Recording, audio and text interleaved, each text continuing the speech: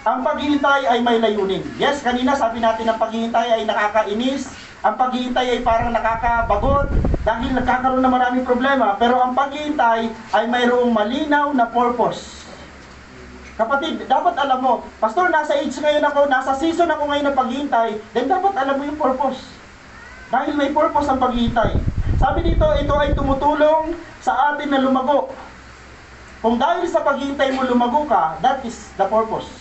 Pangalawa, mag-mature. Kung nag-mature ka sa paghihintay mo, that is the purpose.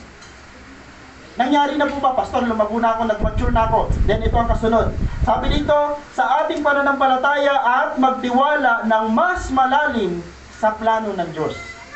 Lumago ka lang din naman, nag-mature ka na, then yung pinakamalalim na panukala ng Diyos, yun yung iyong antayin. Kasi yun ang kasunod na mangyayari. Ang pag-aantay ay mayroong malinaw na purpose. Amen po? Then, sabi ng conclusion, waiting is blessing. Amen po ba? Waiting is blessing and it's worth it. Lord, sa pag-aantay may pagpapala, sa pag-aantay, sulit, worth it. Tama po ba? Nag-antay ka. Ang tagal. Sabi ng Panginoon, sa pag-aantay may pagpapala, sa pag-aantay, worth it, sulit. Hindi ka bibiguin ng Diyos sa pag-aantay na ginagawa mo.